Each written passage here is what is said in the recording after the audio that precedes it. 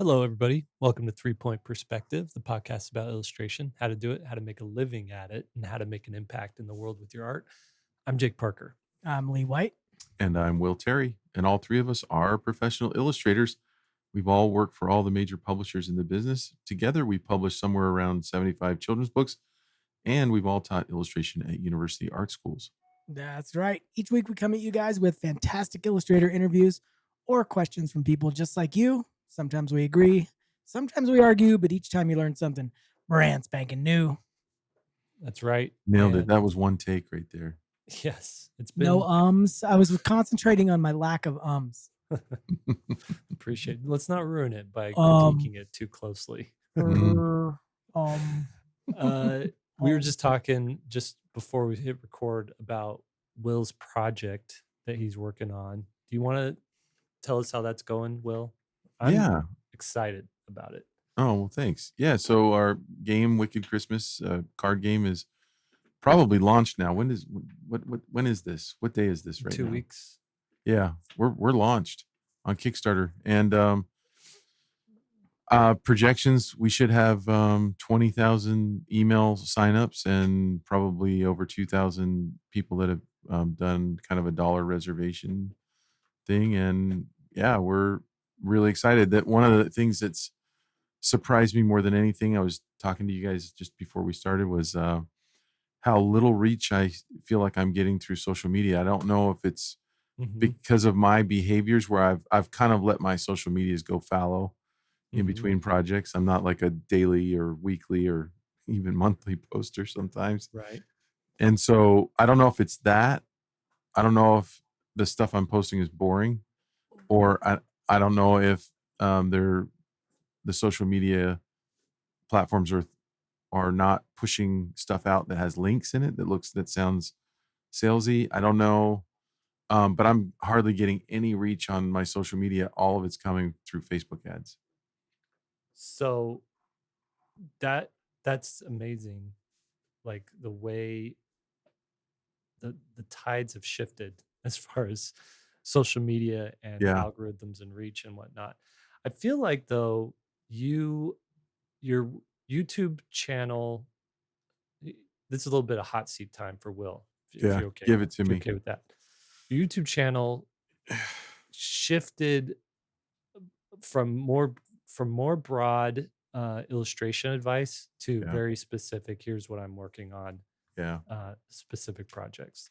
So, and how many people are interested in a game, in making a game? Yeah, you're right. And your video format is pretty low, like production. It's let's face it, it's duct tape and baling wire. You're just turning on a camera and you're talking. Yeah, essentially. There's no intro. There's no sexy. It's 2011 YouTube is what you're doing. That's right. So what you've got going on there, because you're getting what, 2,000, 3,000 views per video, right? No, a few hundred. Hundred. Yeah, maybe 500 here or there, 1,000, but yeah, nothing like it used to be. But and I realize like I'm not playing the game, and what's funny is YouTube keeps reaching out, going, "Hey, we can help you with this," like. Yeah. but YouTube is not my product. Like I don't. Right. I make $100 a month, if that. I used to make a little bit more, but it's not my product, so I don't have time to. You have to choose what you're doing, right? And I'm not saying you should drop everything and go make elaborate YouTube videos. Yeah. What I'm saying is, YouTube really, it's one of those things where you get what you put into it. Yeah. And for sure. As with Instagram, as with a newsletter, as with a Kickstarter, it's all about that thumbnail, and I mean, just everything. So I think what you're doing is, I think you've got the right strategy. Now, had you been consistently making YouTube videos and never went dry, and you were getting a good, multiple thousands of views per video, still that might not translate to sales like YouTube ads, targeted Facebook ads. Then if I hadn't thrown that Bitcoin video in there, maybe that I had somebody who was like, Bitcoin ? Unsubscribed. I Classic. think too, like I've been reading illustrator biographies from like illustrators from the 20th century. And like you guys know Arnold Friedberg? Yeah, He I don't know him. he's I met him. he's yeah. Yo, you met him? Yeah, he Okay. came to BYU. So he's like I'd put him in the same um he's like a contemporary of Norman Rockwell. Mhm. I'd put him in the same bucket as Norman Rockwell. He wasn't getting Saturday Evening Post covers, but he was getting consistent illustration work. And just reading about him and how there was a grind and a hustle even in those days. It wasn't just like, hey, I'm an illustrator and all of a sudden everybody's calling you for Mhm. illustrations. You're still having to go out. There's still competition, but the focus was so much more on all I got to do is make like quality illustrations, and I Mhm. can really spend my time doing it, and I can do research because the amount he was getting paid per illustration allowed him to travel to a place to like research it, to do sketches, Buy come back to his costumes. studio. What's that? He bought costumes and stuff. Bought costumes, Yeah. hired models, stuff like that. So it was a different kind of grind and hustle than what you have to do today, which is you've got all these time saving tips like or time saving tools like you know Photoshop, Photoshop. You don't have to or Procreate. You don't have to wait for your paints to dry. Google You Images. can yeah, you can easily get whatever reference you need at the tip of your finger, right? Mhm. Um, you've got access to millions of people at a click of a button to share your work, but there's all these trade-offs because now everybody else has all these time saving tools and all this access. And so what I'm realizing is no matter when you were born or what you are doing, the cream always seems to rise to the top, and you have to just be good at the stuff that you're doing. That Mhm. said, I still feel like it's too there's so much on the shoulders of like a um like a self-made um artist or creator having to do all the marketing, having to do all of the um, essentially all the admin work, and having to have like an online shop and a Patreon and a Instagram account and a YouTube channel and um, be on. Make sure you're active on Twitter, but make sure you're also active on these 5 other social media platforms because Twitter's garbage now, and who knows when these other platforms are going to go to garbage too. So Mhm. there's a lot. There's just a lot, and I don't know exactly how to remedy all that right now. Yeah. Yeah, I think if you were gonna do YouTube, like you said, and you were gonna really try to get your reach to be as far and wide as possible, you do need to play all the YouTube games, you know? I will say this. Let me ask you guys this: you have two creators. One is a phenomenal Phenomenal. a Phenomenal. phenomenal YouTuber who has a million YouTube subs and can drop a video and get hundreds of thousands of views on it. Mhm. And they're pretty good artists. You have a phenomenal artist who just is brilliant at the work that they're creating, but they have a so-so YouTube channel. They're pretty good YouTuber, but maybe 20,000 subscribers or 5,000 or 10,000 Mhm. subscribers or whatever. Both of them launch, let's say, Kickstarter or a book collecting their art or whatnot. Who's going to do better in the marketplace? What was the first one again? They have A phenomenal YouTuber, so-so Mhm. art, and the Yeah. second one's a phenomenal artist, so-so YouTuber. Mm. There's so Lean many towards the variables art. there. I That think you're I better don't know what the answer is. Maybe that's if you're in the comments on this one, let us know who you think is going to be more successful. I gotta And add that more kind of details. Do they have Do they both have really creative products? They both have really creative products. Yep. Like interrupting, day interrupting products? Yeah, they both do. That was like that's the reason I came up, to be honest, with the name Wicked Christmas was Mhm. because it interrupts, right? Well, I'll put it this way. Maybe the really creative, the phenomenal artist has a very creative, beautiful product, but the Mhm. phenomenal YouTuber has a very creative, beautiful marketing strategy. Who's gonna do Mm. better?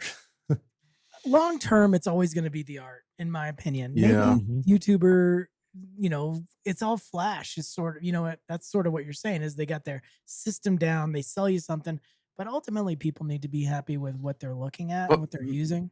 make Mhm. sure I, you go away, you guys listening, don't don't make the mistake of thinking that not great art is the same thing as, like, having, like, an exploding kittens, which the artist technically, the art's crap, right? But, I mean, like, it's crappy, The art is, I it's think, perfect. intentionally, It ugly. it's like right. Beavis I and mean, would you Butthead. want that to be It illustrated better? I don't think it's so. You it's wouldn't. perfect. You No, wouldn't. it's perfect for the product. That's what I'm saying is, like, Yeah.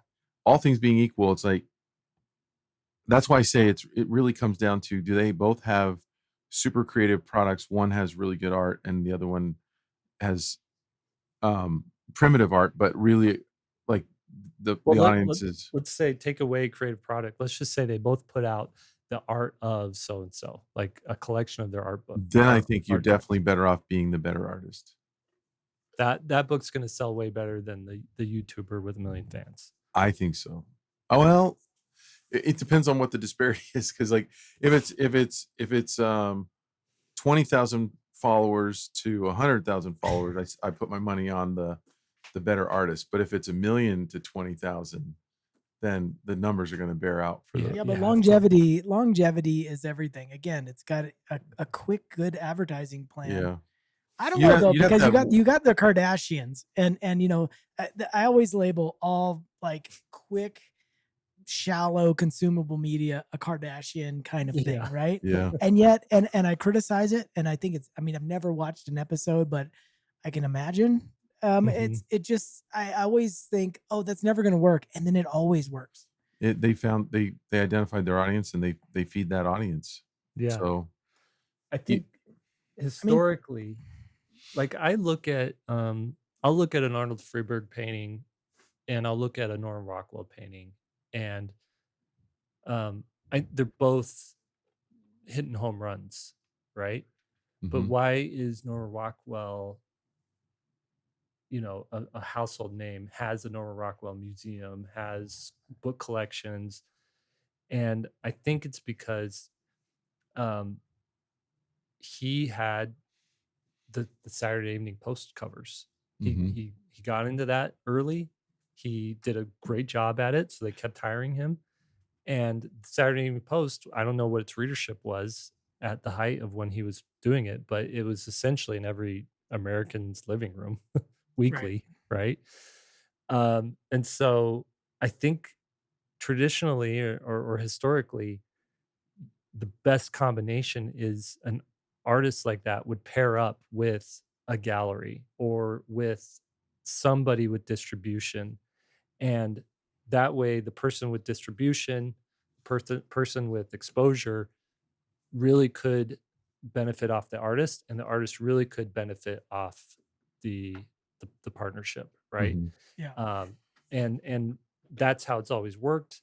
Now that's sort of put into the hands of the artist to also be the person in charge of exposure, mhm, and they don't get to they essentially their attention's divided.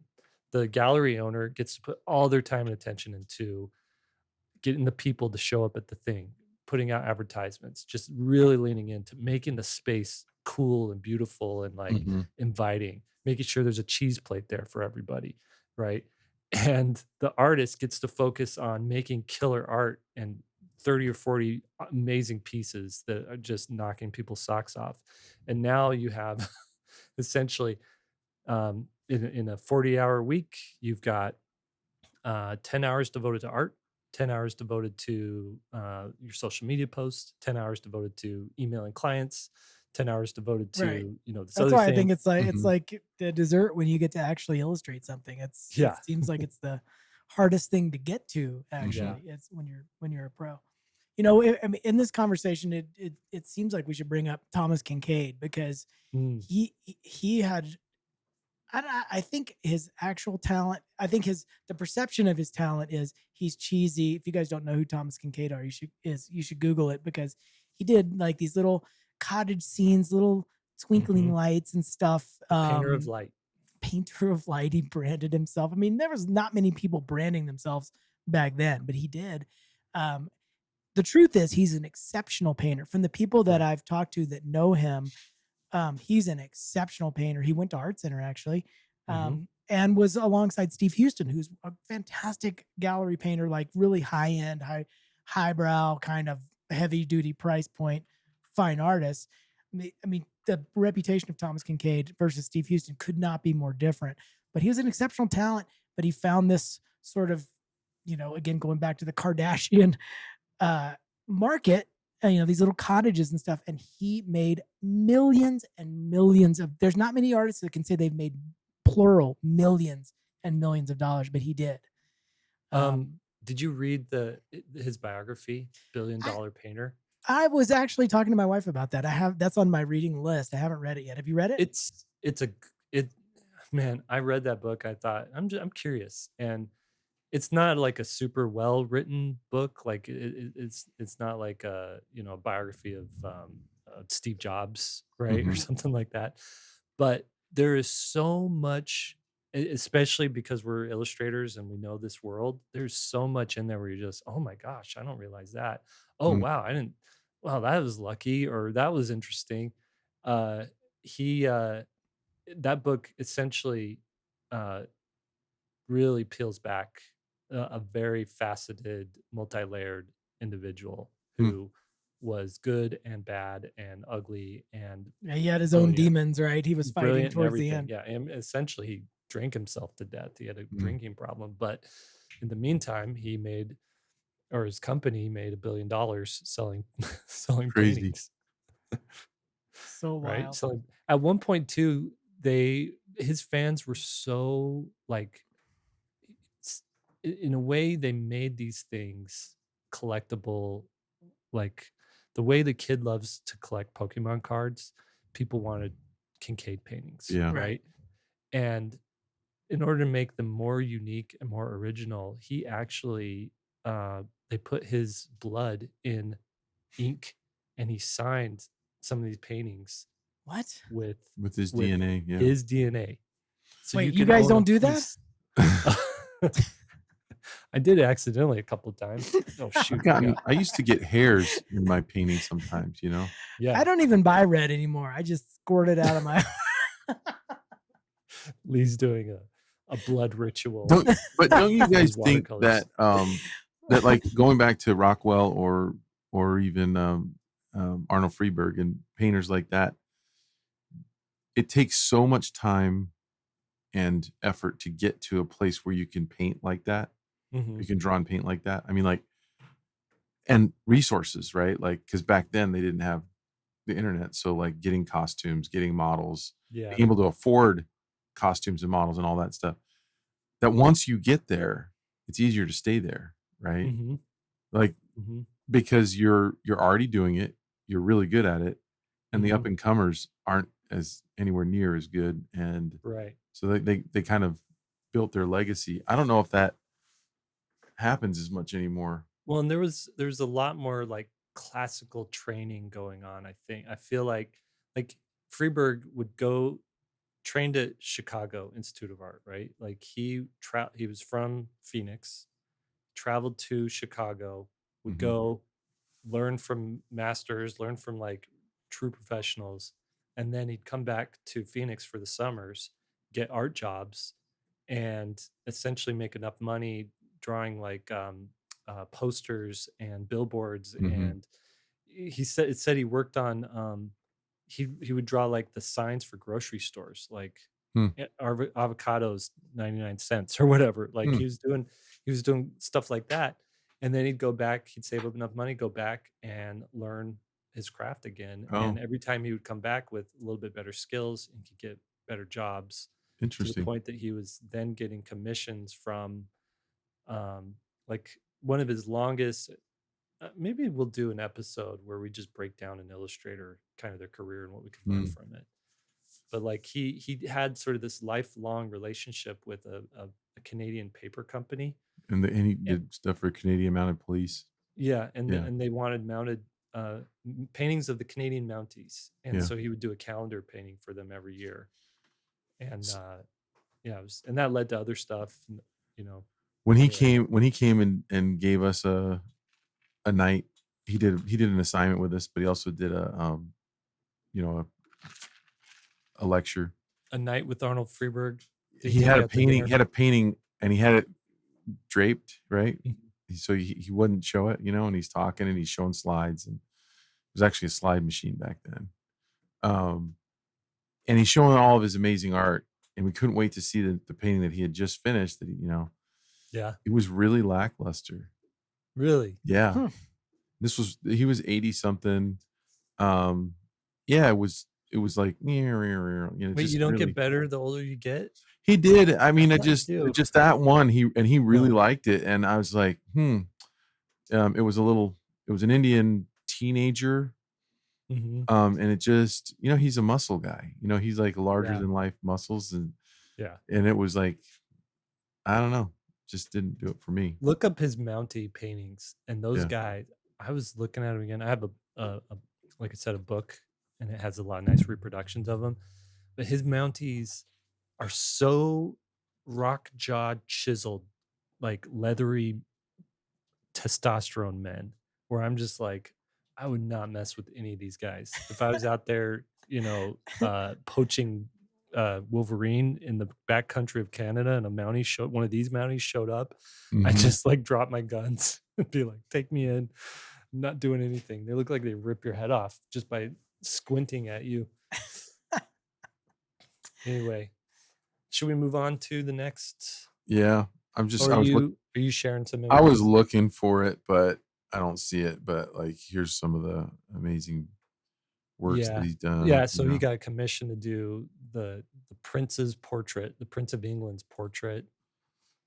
A lot of people probably know him from that George Washington on bended knee I think with the that's his most horse. famous. Yeah. Yeah, if you've ever been to your grandparents' house and seen George Washington praying, it's probably that Arnold. He did a lot of Freeberg. stuff for the Ten Commandments movie with Cecil B. DeMille. Yeah. He also did this painting he talked about. I'll just show it really quick if it'll. Is that the for the Golden Nugget? I believe so. It's The not. For some reason, it's not coming out.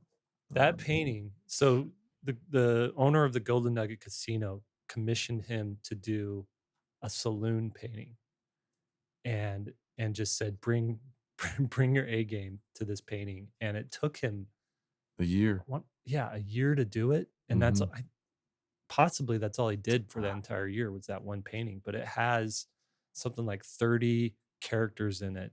He went and researched like time period accurate architecture and paintings that would be hanging on the walls of a saloon in the 1800s, and the type of characters there. And he had people poses and got the costumes and everything. And it really is like a masterpiece. Yeah. Even the paintings on the back of the wall are individual paintings, masterpieces themselves, So and this was like one of the last paintings he showed, and then he showed that Indian boy, and it just today we'd say Native American boy. He said Indian boy. That Picasso stage in life where you're just like, it's all about the emotion and the feeling than the actual skill. Yeah. All right. Lee's got a money tip. You want to do that for us? Let's do it. It better be good. It's always good. Okay, here we go. These money tips, where if you want something free, you get what you pay for. Did he stop singing? Let's hear it. All right. So this prompt comes from a YouTube or a Facebook comment. That's always a great place to start a lecture. Yeah. Um, I posted an image. I'm doing this video, a watercolor demo video, and I posted it to these different Facebook groups that I'm a part of that are all about watercolor painting and specifically urban sort of environments. So they kind of overlap there. And then I post there saying, a lot of people are asking, how do you do it? Blah, blah, blah. And that's why I've made a video. And so I was posting this thing about the video, and somebody says, this is the quote, it's so good. It says, "Oh, you're charging a fee? Oh, well." You're charging people for I a work love that. for a workshop? Oh, well. And so it brought up, I sent Will and Jake that a screenshot of that. But I had a longer conversation with my wife about it because it was such a funny thing to phrase it that way. And I thought to myself, does that mean that this person is limiting themselves to, I will learn whatever I want to learn as long as it doesn't cost me anything? Right. And so it brought up an interesting uh, a longer conversation about that mentality of wanting things for free. I mean, it's a different world now, I guess, because of the YouTube. I sound so old. I don't know if you've heard of YouTube, where people can watch videos for free. No, tell but me more about it. but it's an Is it kind interesting of like Vimeo? conversation. Interesting conversation about it because YouTube is there's a lot of people that try to cobble together educations from YouTube, and we've even talked about that when we've been lecturing to our pro level students that either take Children's Book Pro or Self Publishing Pro. They always ask, "Well, isn't this available on YouTube?" And so I wanted to talk to that specifically, that person who is thinking that way, Mhm. because it's a money losing strategy to try to piece that together. Now, can you learn anything on YouTube? Absolutely. So, what is YouTube good for? YouTube is good for, hey, I got this new watercolor brush, and can somebody do a review on it? So I need to know whether I want to buy it or not. YouTube is awesome for one very specific piece of information. How do I light my pilot light on my furnace? Like, that's what I consider YouTube good for, which I actually had to do that, which was terrifying. Yeah. Um, but it's not good for cobbling together or for putting together a system. And that's really what I want to talk about. It's the difference between an isolated bit of knowledge and a system of learning. Mhm. So YouTube is great for the isolated knowledge. How do I mix a specific blue for a Mediterranean water? That's YouTube all day. It's perfect. Mhm. Mix these two colors, and now you got it. And that's all you need, and you can take it with you. It's easy. But I posit, and I'd love to get you guys feedback on this and see what you think, but I don't think you can really learn that way. What you want to learn is a system, which is not how to do something, step one, step two, step three, but how to think about something in a Mhm. broader way, so um, you can assimilate it and apply it in your own way. And I don't Mhm. think you can do that from a YouTube video. Well, you could do it from YouTube videos possibly, but how do you track down all that information? Because here's the thing, um, especially with YouTube and anybody who's like trying to play the YouTube game, is it's at this point in YouTube, it's all about the title and the thumbnail to get people to click on it. So what that has done to content is try to make things that are going to pique your interest and get you wanting to watch it. Regardless, it's more like, here's something interesting but maybe not helpful or useful, or Mhm. has a facade of being helpful and useful but isn't contributing to an overall general, like, systematic base of knowledge, like what you're saying. Mhm. So you're going to get videos like the 10 worst paintbrushes and my number one favorite, or something Right. like that. Or Exactly. you're going to get YouTubers who lean way farther into entertainment than education. Like, hey, we're drawing witches today, and here's my cool witch design. And you're going to watch them draw a witch for 10 minutes, and you might pick up one or two things right there. But is that going to help you when you get an assignment to design a character for for uh, let's say you get a job designing a character for like a commercial, pharmaceutical commercial or something like that. That's jobs Mhm. that I've gotten in the past. You need to have a deep base understanding of what the client wants and how to interpret that into something that you can deliver. Mhm. And are you going to get it from clickbaity YouTube videos? Who knows? Right. It's weird. The other side of that is sort of the consumer side where you get mad. You almost don't want other artists to make money, and so that's the other side of that I wanted to talk about. Is this sort of like a sort of anger towards somebody trying to make a living at it? Hmm. Like, oh, you're charging. You're so. Can you imagine a lawyer saying, "Hey, I'm going to show you guys some really specific stuff here. I'm going to give you an education," and people being mad because they're charging for it. A lawyer charges for everything. If you get a call from a lawyer, that dollar bill is going on that phone call. So Mhm. Right. get off the phone as fast as you Mhm. can because you'll get a bill for a 10-minute call. Mhm. But nobody gets mad at them for doing it. Or if you walk into a doctor's office, they're not just going to give advice that is usable for free. But for some reason, people get mad at artists for trying to make. I mean, this is what I do all day, every day for 20 years. And that was my response to her, by the way. I said, I gladly paid for my undergraduate education and all the materials and supplies and time that goes along with it. I gladly paid for my master's degree, my graduate studies, and everything that went along with that. And I gladly pay for the workshops and on the job training that I've done for 20 years. That has a value. So Mhm. stop wanting that for free. And Right. Mhm. I feel like too, like the incentive for YouTuber too is to get you to like, subscribe, and to watch more videos, and kind of like it's a top of the funnel marketing Mhm. strategy um, to get people sort of in your world as a creator. Yeah. I'm not saying that this is all bad, because I absolutely love YouTube and watching YouTube videos and following art YouTube and whatnot.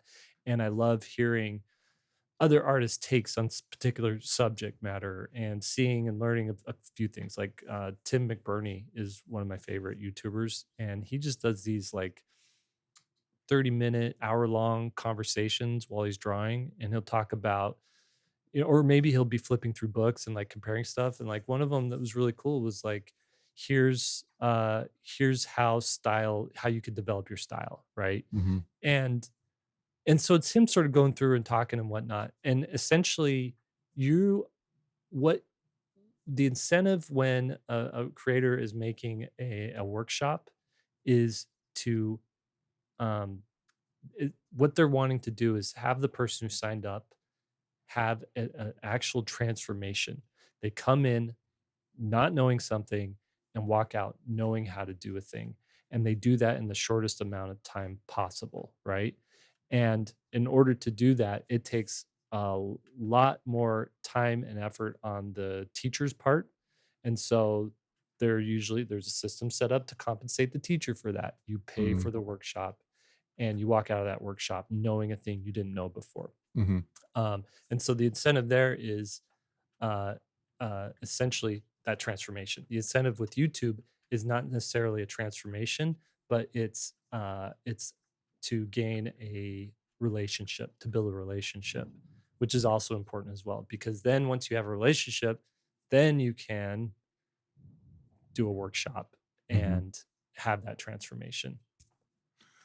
I personally decided not to participate in the YouTube that it became intentionally. And that was, I'm going to create a video every day or twice a week or three times a week, Hmm. whether I have something new to say or not. Hmm. I'm going to pretend like I do, and I'm going to Hmm. waste 5, 10, 20 minutes of your time with you trying to find that 30-second nugget that the video is actually about. right. Right. And I'm not interested. I'd rather make art and make projects and lose a lot of views because I'm not willing to play that game. So, Hmm. but most of those YouTubers that are successful, YouTube is their product, and I had to understand that.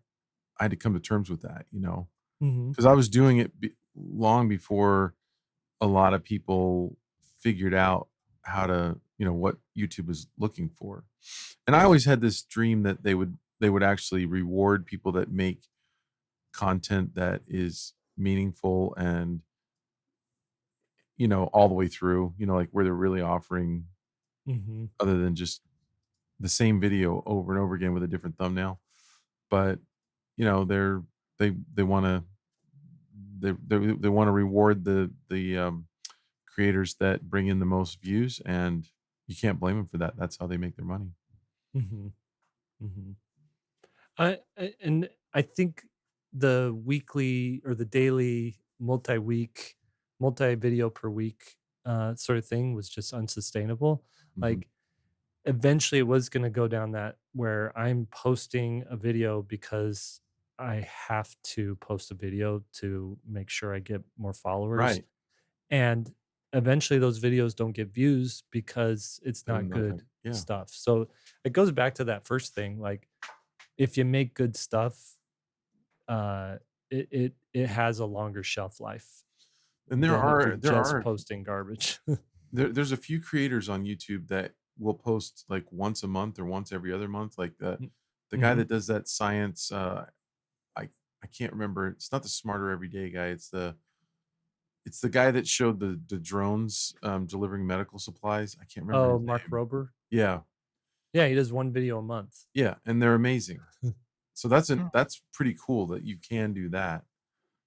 Right, right. Yeah. And then you like I think the art YouTuber, like the top of the heap is either like a Jaza or what's his name? 100%. What's the guy's name? It's escaping me right now. But you go to their YouTube channels and it really is like entertainment Mm-hmm. through art. Mm-hmm. So uh we're and a lot of people love that stuff obviously, otherwise they wouldn't have a huge following. But you're not necessarily going there for education, you're going there to be entertained and see like, oh, what crazy thing they're going to do today, like, oh, they painted a mural in their office, that's amazing, that's, oh, now they're painting over it, they spent all that time and now they're painting over it, like Yeah, that's pure entertainment, uh, and light on the educational value of it. yeah, And it's not that they're it's not a bait and switch or anything. That's what everybody signed up for, and that's how they do their job. But going back to Lee's original thing, um, the times where I have learned the most and seen the most transformation is when I essentially paid a professional to teach me uh, specifically what to do. mm-hmm. Right. At some point, the answer you need is not what to do, but why. Why are you painting this? What about this scene did you pick? How do you select these things, and how do you make sense of things in a broader, bigger sort of way instead Mhm. of the how here's the brush I used, here's the pencil I used. Mm-hmm. Right. Yep. So what's your advice then? To do Take my workshop. It's take coming your up. workshop. That was the long sell. In other No, Where are words, we no, no. going with cadence. My advice is if you want to do this for a living, the money tip is the fastest way is through a system of education. Find somebody who's good and teaching, or a school that gives you a bigger philosophy, a more well-rounded education, and don't be so hung up on getting everything for free. I mean, I don't want you to go into debt either. There's a balance there, of course, but the money tip is the fastest way is to have a system of education, not just cobbling together a bunch of YouTube things. It seems you'll spend a little bit more in the short term, but you'll make more in the long term. The other good thing too is um, that you do get from a workshop or a cohort type of education scenario where you're taking a course with other people or you're around other people who are in it with you. You don't get that from piecing together a curriculum from YouTube videos or Domestica classes or whatnot. You having other people around you who are learning, who are asking questions that you didn't think to ask, and giving you answers to stuff that you didn't realize was a problem, that like is another level of And value. you don't realize how valuable that is usually. Exactly. Yeah. That's one of the things, like when we're doing self-publishing pro right now, but anytime we do these like children's book pro classes and whatnot, is having the students there participating makes it 100 times better Yeah. than just like what we have done up to these classes, which is here's a video, go download and watch it. Right. Yeah. And And that's why we put together, the foundation program we did is not just we could just have, oh, here's a perspective class, here's this other class, and there's random stuff. We put together like 22 or 23 step, like they layer each other. They take this class first, and then you'll take that information and you'll apply it here in this next class, and you'll take that information, and Mhm. there, it's one by one. You can't just take the videos in any order. There's a specific order that we want you to take them in. And we are going to be, that's sort of our new model coming up probably late next month, is servicing even the foundations like in that same way we're doing with the pro classes, where you're taking this basic perspective class, ask some questions, you're going to have a cohort of people around you, and it's a system, and it's not just one class, it's not just one trick, um, but it's an entire sort of philosophy. Mhm. That's cool. All right, what's next? Let's do some questions from Let's the do a couple mailbag. questions here. Maybe we have time for one. we, we talk too much that we can't get to our own This episodes. is a good conversation. This is a good conversation. Okay, Bob asks, or Robert asks about missed connections. So he says, what advice would you have for someone trying to make connections now if they didn't make any connections while they were in school? I went to college after I got out of the Navy, but going back to school is rough when all your classmates are much younger than you. So I really just focused on my classwork and didn't make any lasting connections, but now I'm really regretting it because I'm trying to grow my business and reach. If I did make connections in college, I don't know how beneficial they would be because I went to college for isn't art related. What he went to Mhm. college for wasn't art related. Mhm. Um, so that's a good question. Something I've been thinking about a lot lately too is like, how do you build out your network? How do you maintain your network of friends and professionals and people you've worked with in the past? And what sort of tips and advice would you guys have for that particular uh, aspect of this illustration career? Um, I I think that those connections are really important for the sake of like working on your own self-published projects. So like I've had people that I've worked with starting with Folio Academy. That was before we did SVSLearn. Obviously, like how I met you, Jake, was through a mutual friend who's like, "Hey, you should meet this guy. He's doing really good things," and blah blah blah. And so then we ended up meeting and going out to lunch and stuff.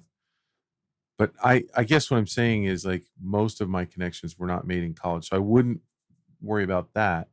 But being active uh, and and making art and posting it and maybe doing shows like Lee does, everything that you do leads to connections as long as you're looking for them and nurturing them, right? Mm-hmm. Um, on what they don't teach in art school, I worked with Ian, who kind of found me through another friend. Um, on Pickleball Paul, I worked with Chris, who we found because we worked in the same building when we were in Provo. Now I'm working with Anthony, who was one of our former students. None of those connections were made, um, you know, in college. Lee, you came to us and kind of connected. So I feel like if you're doing really good artwork and you're making good projects, you're going to bump into like-minded people. Mm-hmm. And I think that if you're posting in forums, you're going to meet people there. And even just asking questions like, if you have something that you're working on and you're not quite sure how to do it, and you start asking questions, people are very willing and wanting to help give answers. Those people giving answers can become connections. right? Yep. Especially if there's good back and forth. I mean, Yeah. what makes connections is shared interests and shared experiences. And that can be online or that can be in person. And I think it's pretty easy to do. The one thing that I will say, I just had this conversation with my son. He's 13 and he's in junior high and he's trying to expand his friend circle. And I had to have this conversation like he's a really social person, but he Mhm. never asked somebody to go do something. And Mhm. so his group that's tight, is 5 or 6 friends or whatever, always stays the same because he never says, "Hey, do you want to go to the mall? Do you want to go to the trampoline park?" To a new person, and that's how you sort of, Mhm. you know, start to forge those friendships. And that's what I'll say here is like you got to go. Say you're into children's books, go to a SCBWI conference, and then you just get seated next to somebody, you give them a postcard, you start to exchange emails. And then the big thing is you just got to reach out and say, hey, especially the local chapters, where they have these little crit groups and little activities, reach out and say, hey, do you want to go draw at a cafe? It's a lot harder. I don't know if you guys have noticed this, maybe it's just me, but it's a lot harder to make meaningful connections as I get older. When I was Mm. like young, it would just happen naturally and easily. Mhm. But as post 30, that got way harder in my opinion. Is that why you've been texting me and Will more and more I lately? just like, guys, are you still my friend? Do you still like me? You don't want to be needy. You don't want to be needy, but it's like just asking people to go do stuff is, I find that and when I'm in a group of people, I'm the one doing that a lot. I'm the one Yeah. saying, hey, let's go book a condo and let's go snowboarding. Hey, let's go to Mexico and go surfing. Let's do these things. And I understand everybody's busy, but I'm just, somebody in the group has to be that person. Here's my I you guys are dead on with all this, and here's how I like summarize my views on like networking. Number one, replace the word in your mind, replace the word network with friendship Hmm. or friends, right? So if you look at it from that perspective, how do you become a true friend to someone? It's not about what you can get from that person, but it's about what you can do for that person Hmm. and how you can help that person, right? So if you look at it through that lens, now you're looking around at people and you're thinking, here's what my abilities are. I see people with like interests, overlapping interests, but I also could see, oh, that person in the example what Lee just said, they need something fun to do. They're just hanging out at home all the time. Let's go do something fun. So a lot of times, a networking or a friendshipping event is instigated by you, like putting together a thing.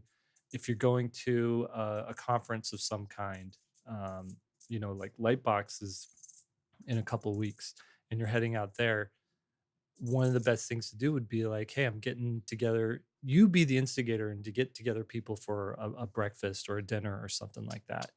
And you start with two people, and then you tell someone else, yeah, me and Will are going to breakfast. Lee, you want to come with us? And then Lee's like, yeah, I got nothing else going on. And then pretty soon you've got a nice little group of people, and then Hmm. you just keep in touch with those people. And you touch base with them every few months. There's a saying that says dig the well before you get thirsty. And at some point, you might need to reach out to this group and say, hey, I'm looking for work right now. Does anybody know of anything that's available? That you will get a much better response if you have a relationship with people than if you just are cold, like, hey, we hadn't talked in a couple of years. Yeah. How you doing? By the way, do you know of any work? Like, Right. that's a big eye roll on the other Right. part of the person. I mean, the way that Anthony found me was we did an episode here on the podcast where we talked about this. Hmm. We talked about, even I think it was probably you, Jake, who said, make yourself helpful to someone. Hmm. That's the key. And So I'm so consistent on this one. Anthony That's heard good. that, and when I was doing pickleball Paul, I get a random message out of the blue. Hey, I'm one of your SVS students, and I'd love to come over and help you fulfill your um your mailing for Pickleball Paul on the initial launch. I'm like, what do you want to do? Yeah, And he's yeah. like, I want to help Let you. me know. Like, I'll do anything. I'll help you stuff the boxes. I'll tape and put labels on whatever if there's anything you have that. I'm like, I think he probably listened to our podcast. So Yeah. I'm like, I should say yes. So I was a little scared at first. I don't know, you know, I didn't know who he was or if it was going to be weird or whatever, but What's the big idea here? so he comes over and he's just this delightfully nice person. He's probably listening right now because he listens to all of our podcasts. Mhm. And he was great and he helped and we had a good discussion. And he's like, I've been following you for like 7 years.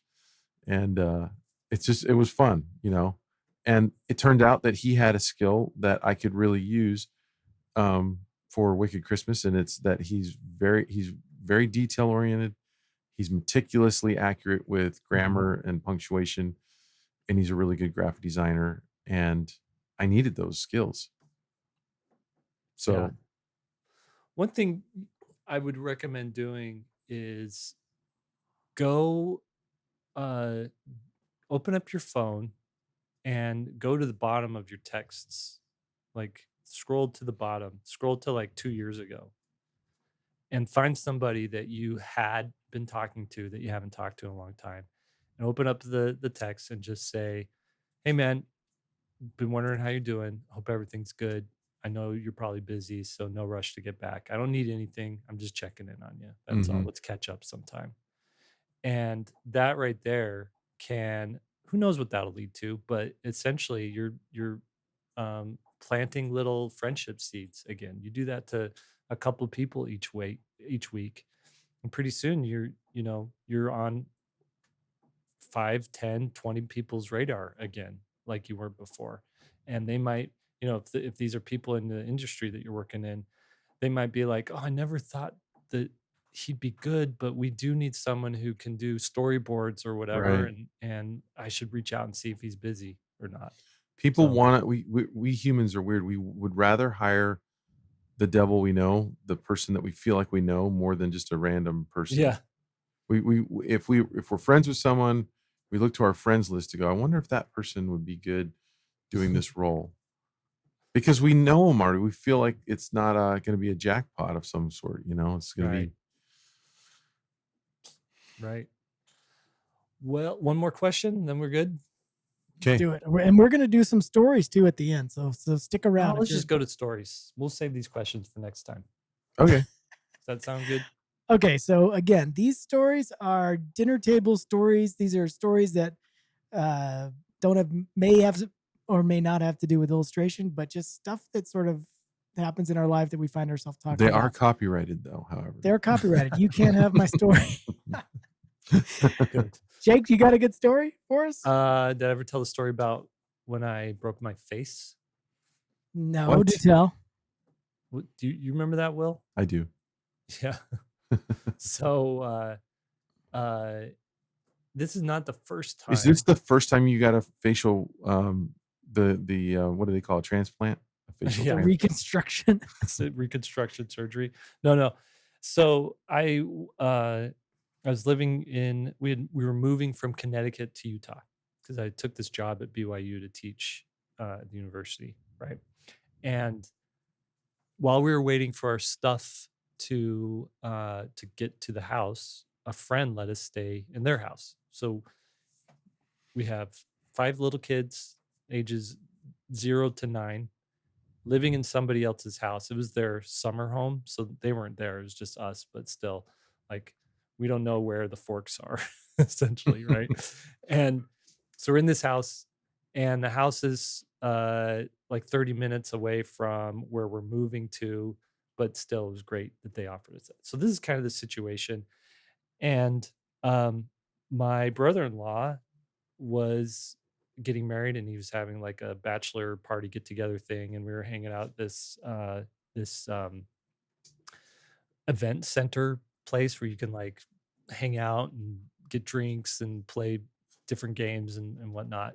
And we were playing volleyball, which is you take a racquetball court, you put a Yeah. volleyball net in there, and you can bounce the ball off the walls. It's fun. And these stupid games like this, I get a little competitive, right? We all do, right? The three of us. I'm getting in there, and I'm uh, not gonna let that other team win. And the ball's coming, it's dropping. The guy next to me missed it, so I dive to get that ball. But at the same time, I'm diving past the guy who missed it. He loses his footing, and this 180-pound guy falls. His hip hits the back of my head as I'm down and just slams it into the wood floor. And immediately I get up. I remember seeing stars.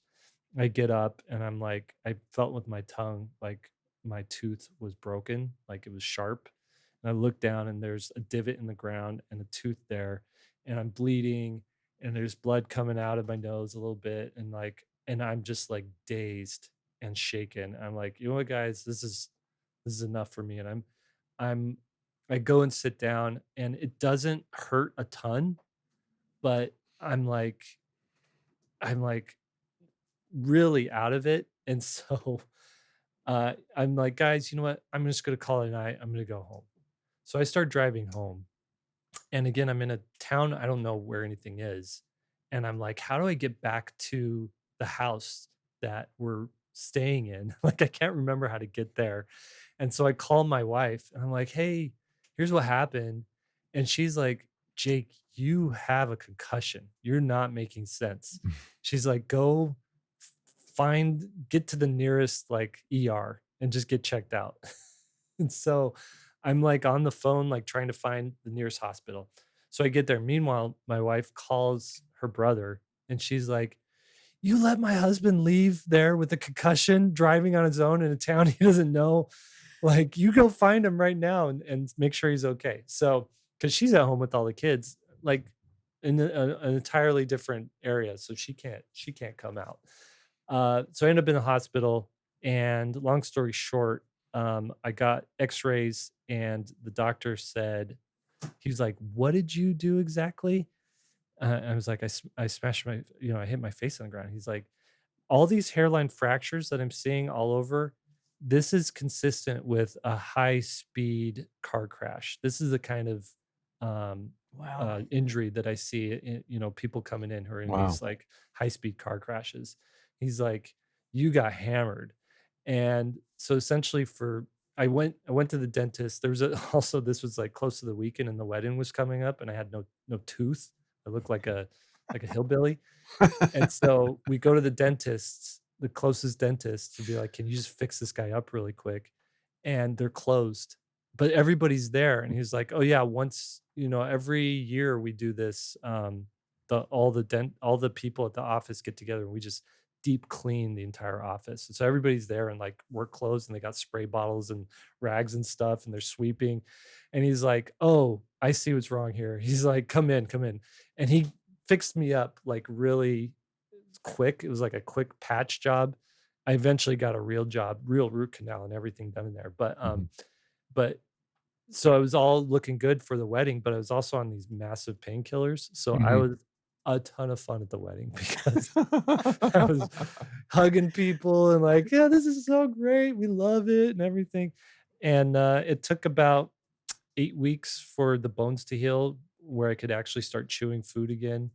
But I couldn't even suck on a straw because Ooh. So the what were you eating? I mean, how did you um eat? I it was blended up food.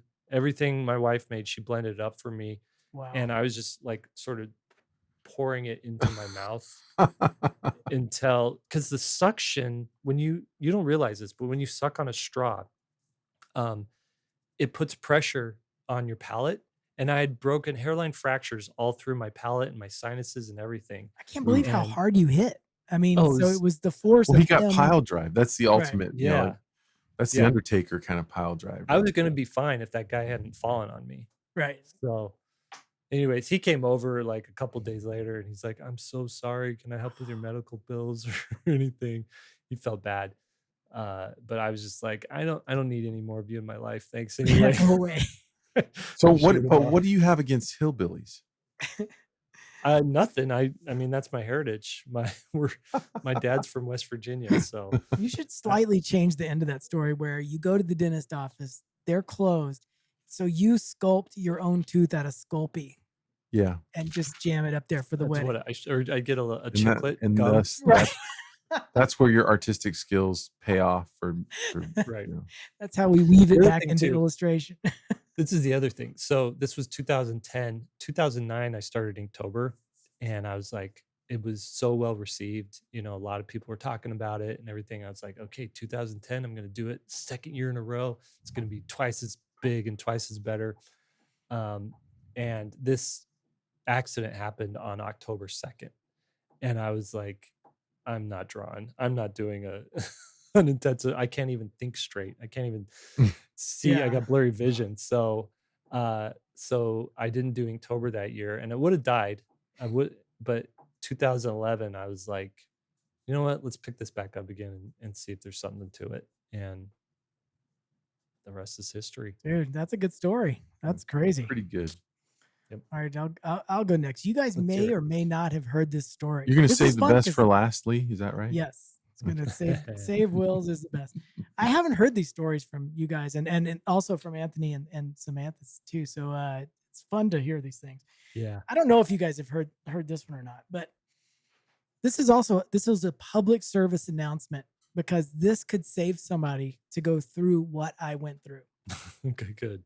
Here we go. Okay, so I'm gonna fly. We were looking at buying and building a house in Costa Rica, and so we were gonna fly down there for a few months and live with one of my friends who lives in the rainforest and all this stuff. Great trip planned, but we're taking the red eye, so we're going from LA to Costa Rica, and I never can. I don't know about you guys, but I can never sleep on a plane. I mean, I can sort of close my eyes and rest, but I'm never asleep.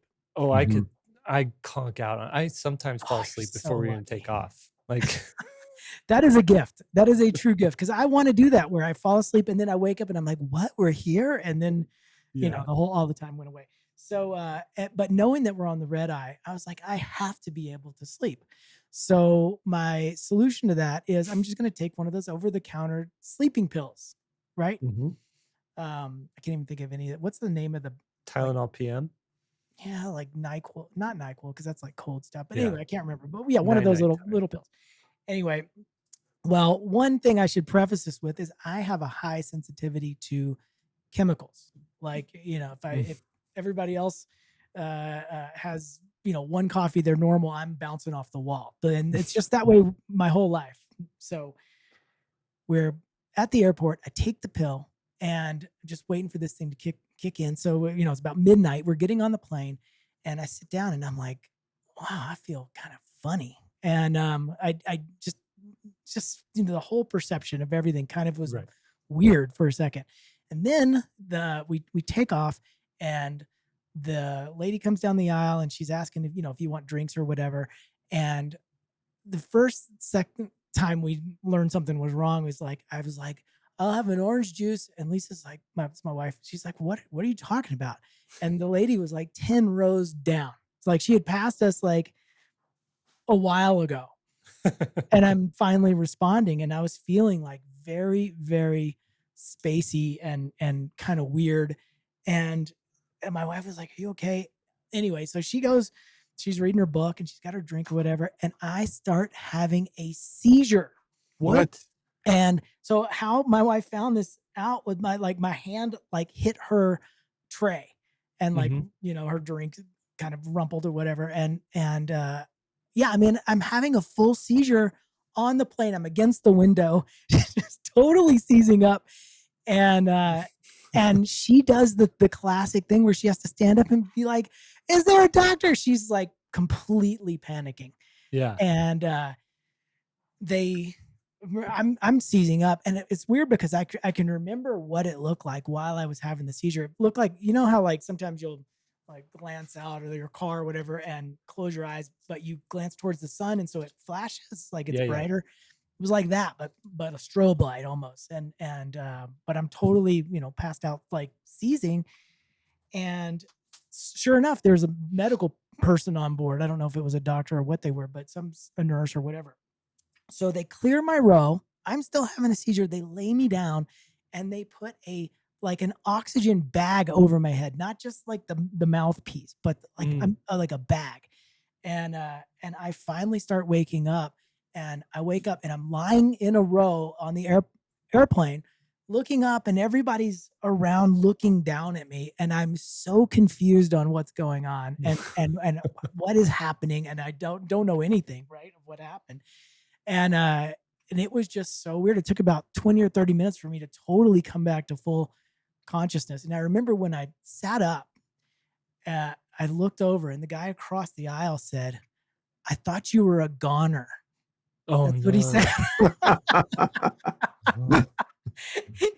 Anyway, so we didn't know what to do. Like we're still en route to Costa Rica. We didn't know whether I should go to the hospital or something, but I just downplay all that, kind of like you did when you drove home after you get smacked. You're just like, I'm good. Everything's fine. Just everybody leave me alone. Stop everyone looking at me. Right. And, so meanwhile, you're slowly dying. Right. I don't know. So we get to our destination and we start looking up some of the stuff about sleeping pills.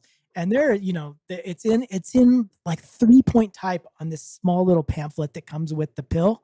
Mm-hmm. And, I have to get out a magnifying glass to read this thing. And there's all kinds of reactions that you can have to those things. And I just happen to be in that small percentage of people that did have a reaction. So wow. You're the reason we have those that long section in the middle of the medication commercial. Yeah, they're talking directly to me. Side effects might include seizure on airplane. Sometimes they actually say my name before they start that little segment. If you're Lee White, here's what could happen. So what kind of sleeping pills were they? It was just an over-the-counter. I can't think of what the main one is. Nitol will help you get Nitol. Nitol. Will help you Jake, get your next Z's. time we do the feats of strength, we spike Lee with some Nitol. I don't want to kill him. Anyway, surprise my wife. My wife, we should get her to tell that story. Wow. Anyway, all right, that's mine for the day. All right, I'm gonna call this one the prank. I love me a good prank, and I used to participate in a lot more pranks when I was younger, obviously, right? Mm-hmm. So I'm going to BYU, and my freshman year, I stayed in the dorms, and I bumped into during I was there in the summer, and during the summer, some of the dorms they used for high school kids to do camps, like sports camps and stuff. I bump into this kid, and we're talking in the lunchroom, and he goes, "Well, we've been having fun pranking each other with pushing the drawers out in the dorms." Did I ever tell you this story? Yeah. Okay. I don't know the story. So, so I'm like, "What are you talking about?" And he goes, "Well, your closet, you can push. If you go in your closet, you have the drawers. If you take out your drawer, you can push the drawer out from the other room, the next room over." I'm like, how would that work? There's like a cinder block wall separating the rooms. He goes, "You'd think there is, but there's actually the cinder block wall there's a cutout for the wooden closet unit.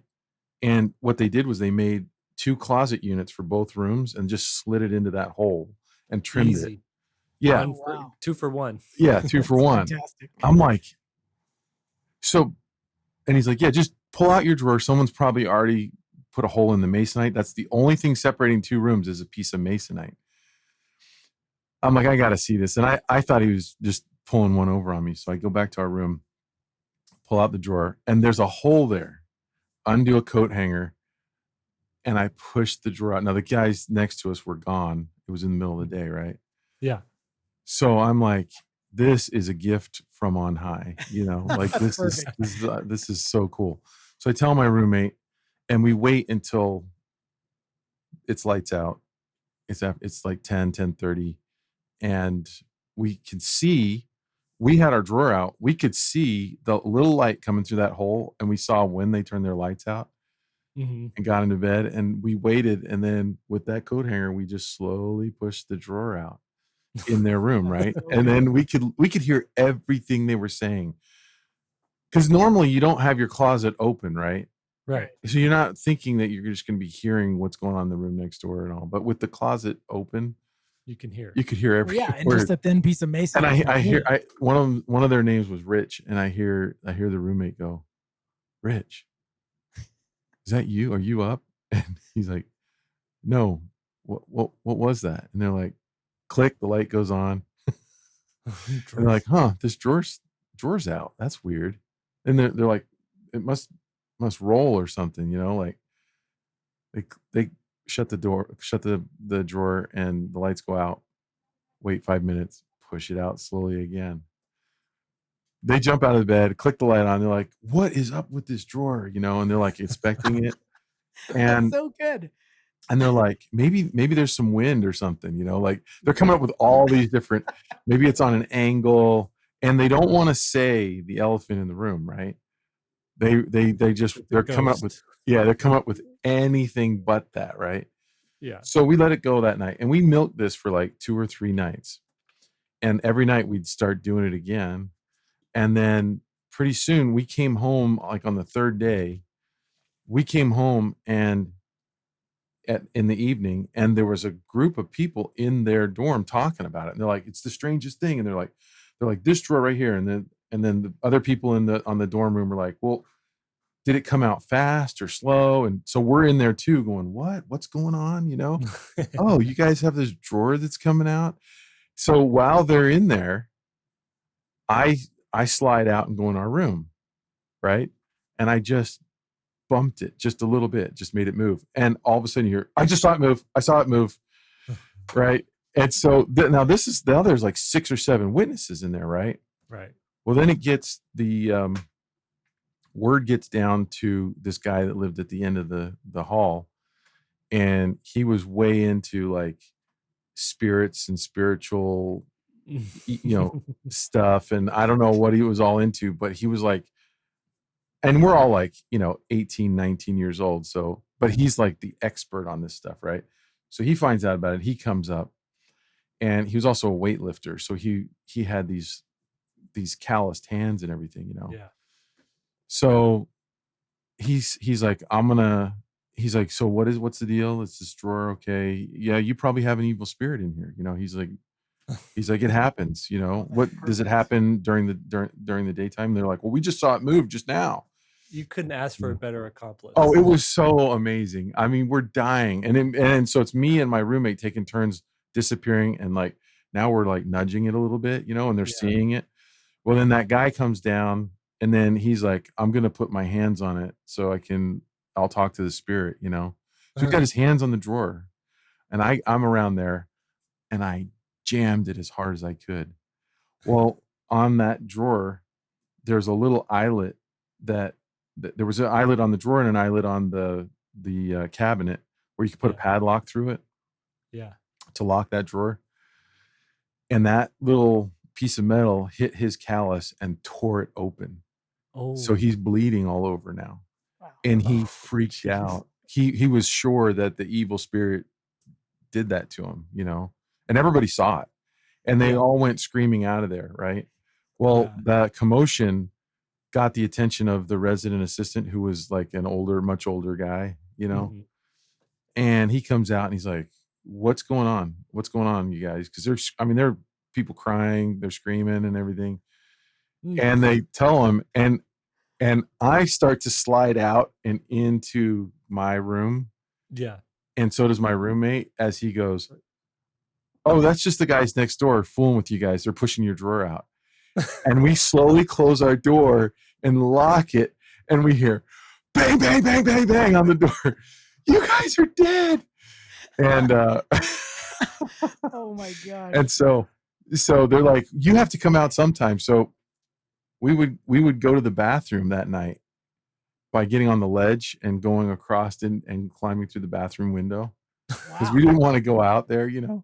Were they like really mad actually? Oh yeah, that one, the guy that got his hand cut, he had to go to the nurse and everything, and so yeah, he was That's good. pissed, and everybody was pissed. And it's like That's such a they got us back good though. prank. They caught my roommate leaving, Mhm. going to the bathroom in the middle of the night. They caught him, and then they said, "All right, just let us have Terry." So they went in and they put ketchup on me. I was sleeping.